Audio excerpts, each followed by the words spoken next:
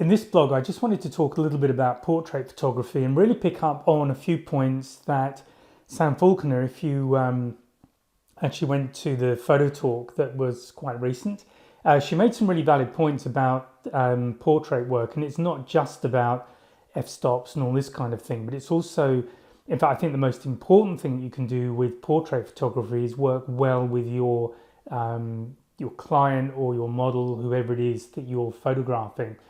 And there are a couple of things in particular I just wanted to talk about in this short blog. One of them is a great point that Sam made, and it was essentially to do no harm as a photographer. Now, it might sound a strange thing to say, but I realized when Sam and I were chatting about it before the photo talk and then while we were doing the photo talk, that if you're standing there with a camera, and it doesn't matter whether it's a big, bulky DSLR or a smartphone, doesn't really matter what you're using. As a photographer, you become a figure of authority in some respects to many people when you take the photograph. And comments that you make that can be quite meaningless and throwaway to you can have a big effect on that person.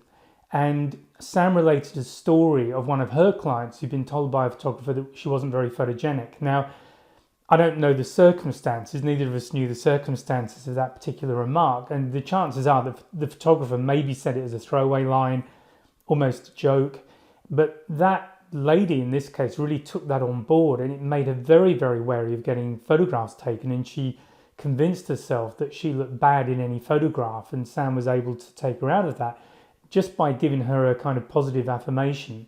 So the point I'm making is that when you're working with a model, and one of the ways you get them looking natural is to get them relaxed, always say positive things about them. Say, oh, that looks good, you're looking great, I love that pose, just hold that there, that's fantastic.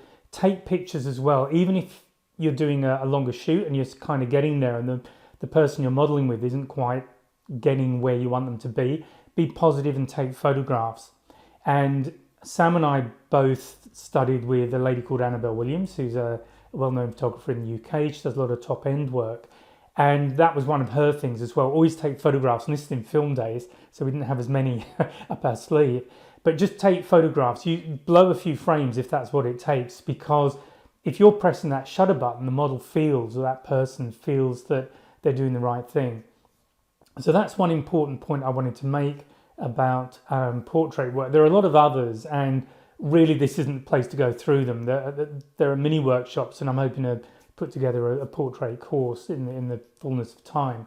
But I would say if there was one thing to remember when you go and do a photo shoot with someone or you're taking their portrait, really two things. One is do no harm, always make positive remarks. And the second thing is have them see you as a person first and a photographer second. So another great tip I got from that training, and we used to do the kind of photography where we would go to somebody's home and then set up and take photographs of them. The thing we would always do is leave our camera equipment in the car and go in and have a chat, have a cup of tea, cup of coffee, whatever it was with them, and just talk about what we were going to do, but no camera there at all. And do that with your clients or your models, your subject. Just chat to them. Don't even have the camera there at first. Get them to relax with you.